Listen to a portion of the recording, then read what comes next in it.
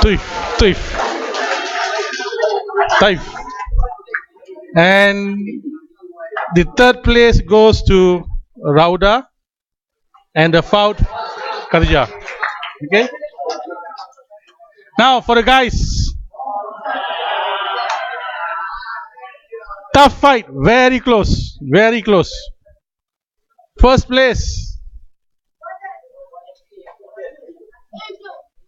1FC. Second place, Benta. Third place, Badar. Fourth place, ASEAN.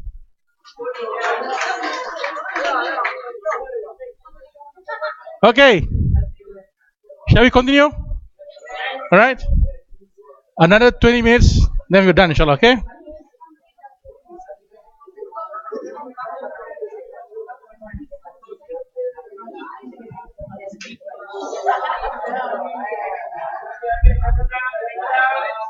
Are you okay? Okay. We have gone through the first talk. Basically, is the truth of the life, and then you discuss the traits of what we know as someone who is successful, and then we reflected whether do we have these traits. Now the question is, very important question is, how can I change? But before that, you may ask, how do I know if I need to change? Because we all believe that we are great, we are perfect. So here are just some points to consider, to reflect upon, if actually I do need to change. Let's see the first point. How is your Fajr prayer? Alhamdulillah. Alhamdulillah.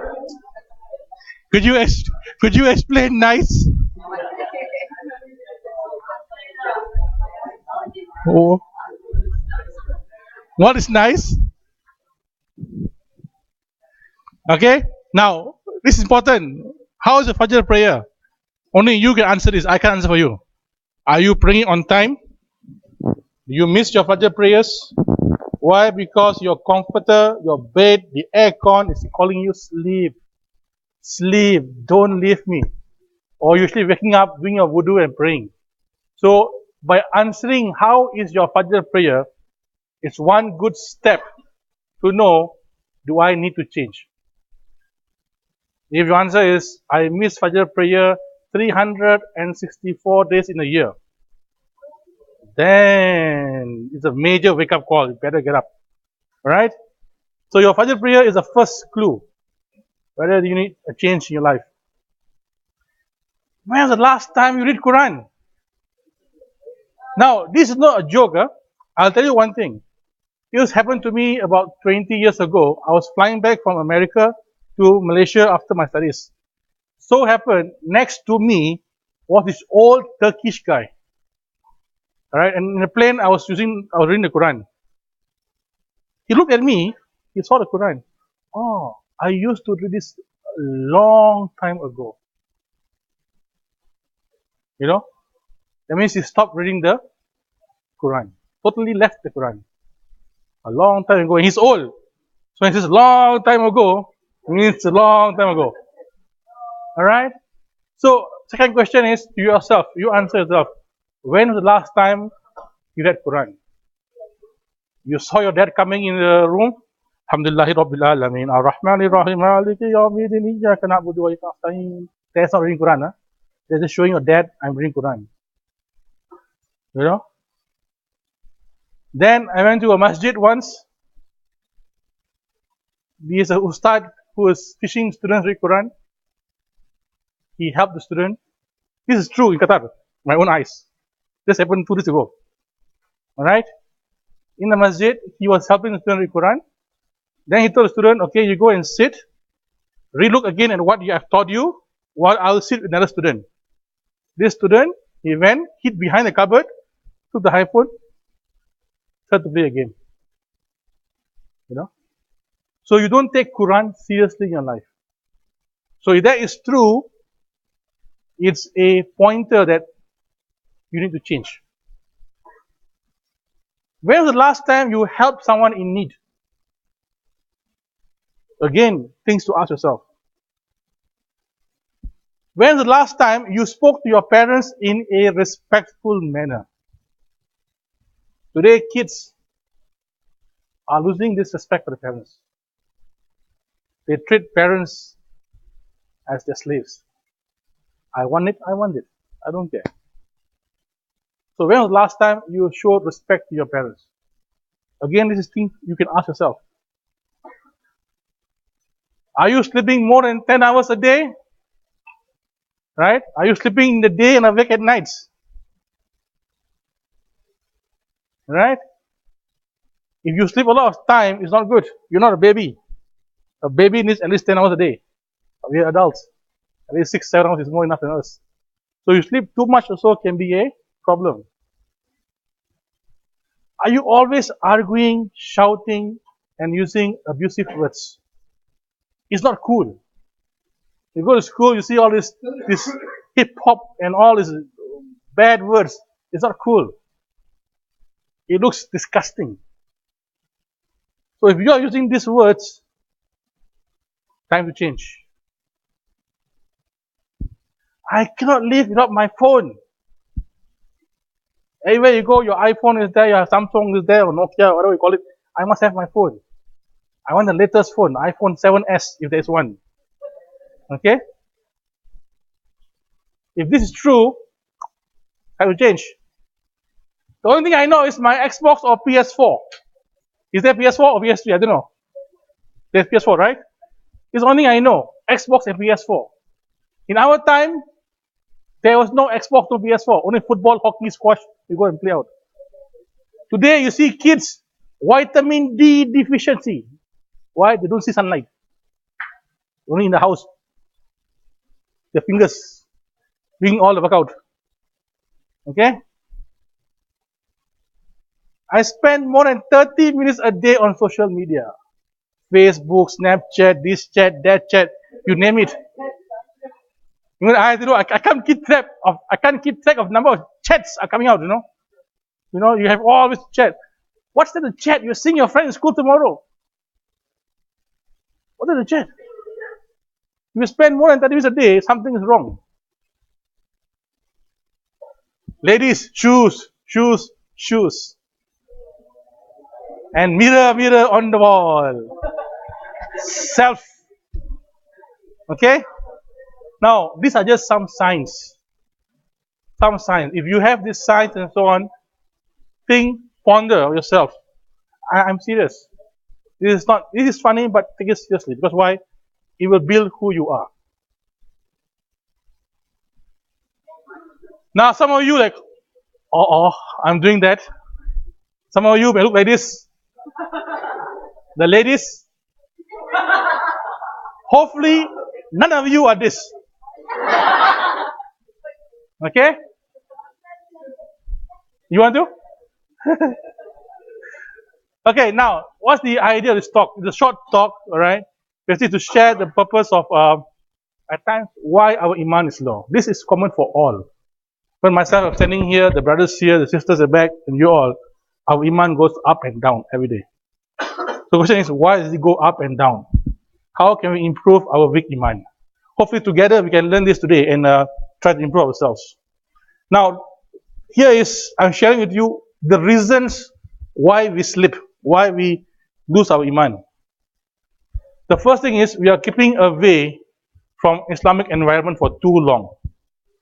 Alright?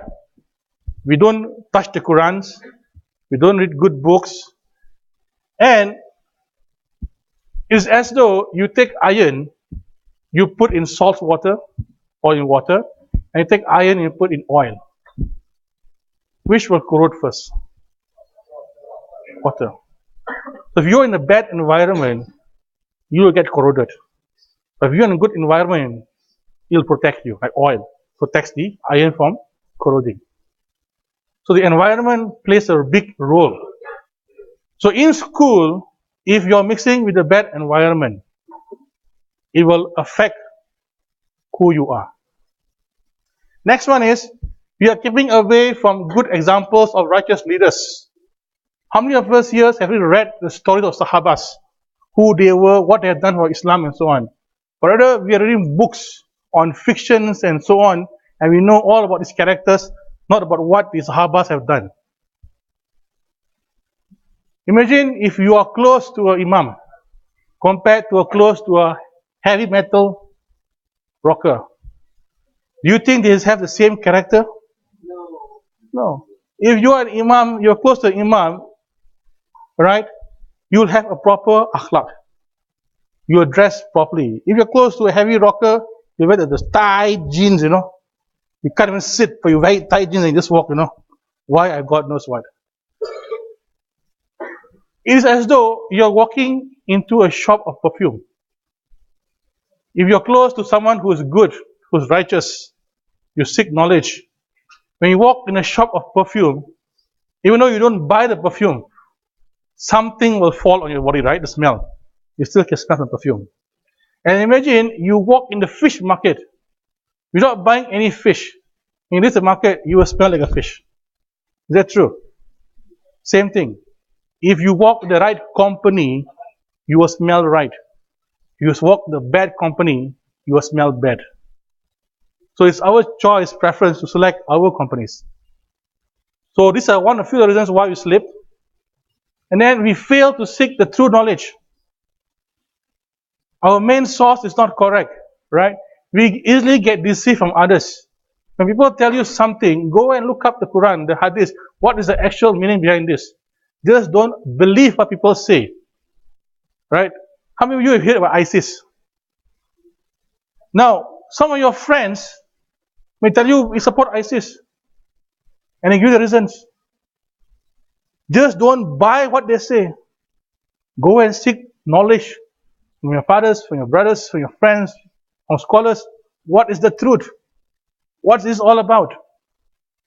At times, with no knowledge, we get deceived easily, and we fail to understand the beauty of Islam. Now, if you would read the first half of the Quran, or even more than that, can you just find it just talking about La ilaha illallah. There's nothing about fighting and killing, which the ISIS claim and so on. People quote things wrongly. They quote one small ayat, but they forget to explain the story before and after the ayat. It puts in wrong context. So you have to seek knowledge so you don't fall into the trap of others. And then we are living in an environment filled with sins and wasteful things. For example, we hear too much music. Alright? Headphones on your head. You get up morning, first thing headphones. You sleep with the headphones, toilet in the headphones, car headphones, everywhere you go headphones. Why are you listening? I have no idea. But headphones must be there. Alright? Living in a city where in the Western countries, where it's full of cursing, swearing, smoking, drugs, and so on. So imagine if you're living in that city with such traits, such examples, high possibility you will end up doing the same thing.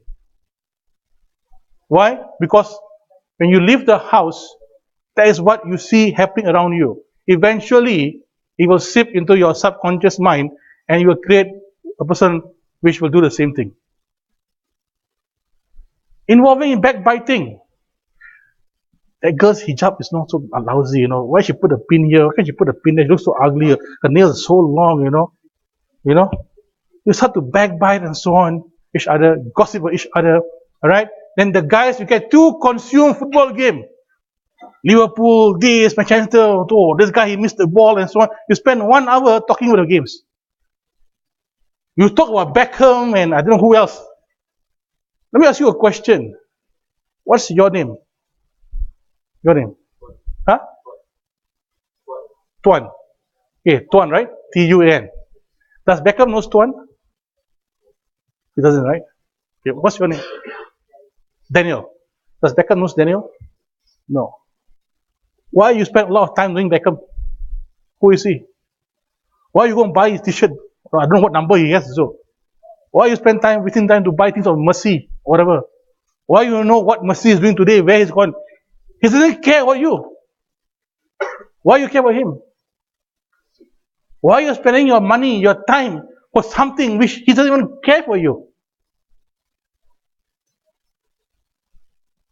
Does it make sense?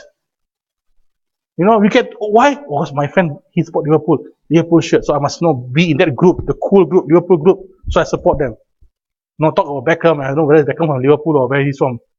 I only know one name, Beckham, that's all. Okay? I don't know other names. Right? I think the guy, is he still playing or is out? He's out, right? How long ago? Okay, he's out. Alright? But the point is here, don't get over-consumed. Alright? This will take us away from useful time. Continue. We are preoccupied with the world. Our heart is enslaved. I want this, I want that. This is what I call the one generation. It's not a Chinese name, huh? It's a generation that wants everything. I want this, I want that, I want everything. Example, child, daddy, my friend has this new iPhone 7s. I need iPhone 7s. Daddy, I just bought you iPhone 6 Plus. Child, you're so unfair and uncool. My friend's father is so cool. And daddy, okay, this weekend we'll get you from Villaggio.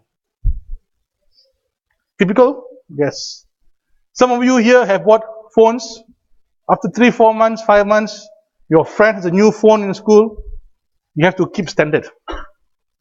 So you persuade your father, my phone is spoiled, the camera, no, the image is not clear and so on. I want to change my phone and so on.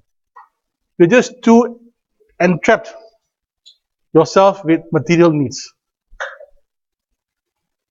Mommy, my friend has a new hairstyle. It's so cool. Everyone in school loves it. I want this. I need this. This is called the one generation. I want. I don't care. I just want it. Whatever you tell me, it doesn't make sense. I just want it. I don't care. I want it, daddy. Mommy, I want it. Please get it for me, please.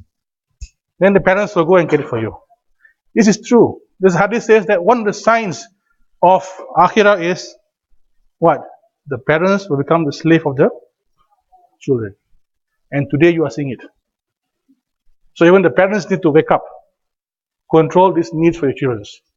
Right? You're not helping them, you're actually making them worse. Of course, you eat too much, you sleep too much, you talk too much, it's also not good. It will help us to sleep. Now, alright? Today's food was good. But if you eat too much, after a heavy meal, what do you feel? Tired and sleepy. Okay? One day you try an experiment. Have a heavy dinner. Have a very heavy dinner. Next day, Fajr, you see, it's difficult to get up. Next night, have a very light dinner. And you can see, you can get up for Fajr very easily. Heavy meals makes us lazy. And then, alright, because of this thing, we tend to miss our prayers with the food. Alright, this is Fajr. Okay, also we love talking, we love laughing, we love gossiping. At times we just spend talking on the chat or so on until we forget our prayers. These are reasons that why we sleep. Now comes the role of shaitan. He tells you, you slip your prayers, you are no good. God will never forgive you. So eventually you say, okay, I give up my prayers. First, he get you tempted with phone first. You chat first. Then you start to miss your first prayer. He tells you, it's okay, only one prayer, don't worry. You have 12 more prayers a day. Then you miss second prayer. 3 more prayers a day, don't worry, you can do it, you can combine your prayers and so on. Then you miss 4 or 5 prayers a day. Oh, you are a sinner now. God will never forgive you now. Just use iPhone. You are doomed. So he eventually takes us away. But forget, Allah is most merciful, most caring, forgiving. So never give up on yourself. There's always time to change. There's always room to change. Alright? Okay, now how do we cure weak faith? The first thing is we have to constantly be aware of Allah and look at the signs around us to remind us of Allah. Like today we discussed about our body, our eyesight. You have to keep on looking around you to constantly remind ourselves. All right? Then try to get into the habit of reading Quran. At least one page a day in the morning. Ponder on each verse what Allah is trying to talk to you. Reflect on the verse. Seek correct knowledge. Look at the hadith, look at the Quran. Don't spend time on books which have no use to you. Attend prayers in the masjid. Do your zikr. Go for halakah. Join these sessions here. Don't skip your kafa classes. Why tomorrow exam? I'll skip. No. Don't make dunya as an excuse. Attend this. It will help you to recharge yourselves. Do good deeds. Help others. Do not delay in helping others. And of course, do all kinds of worships like zakat, helping the poor, helping your parents in the house. Put variety in your life so you don't get bored. And finally, fear a bad end. Do you know when you're going to die? No. It can be tomorrow.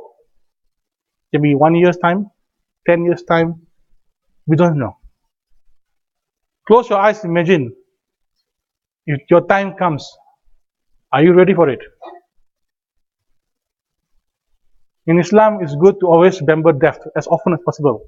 Because that is one thing that is promised to us by Allah. Death. It will come to us. Keep remembering this. Then it will create the need in you to change yourself. And finally, tomorrow morning, we'll do the tahajjud prayers. Now, again, in the Quran is mentioned, this is an excellent prayer. Why? In the morning, everybody is sleeping. Just you and Allah, you're talking Allah directly. And you try a day with tahajjud prayers, your day will go by beautiful, productive. You get up late, you miss your Fajr prayers, you see your day, it's rotten, it's lousy. Okay? Now, these are some ways which I can share with you. I thank you for a nice time. If any shortcomings, it's my fault. I apologize. I wish all of you all the best. It was fun being here. And hopefully something of this will benefit all of you, including myself. Sure. Thank you so much.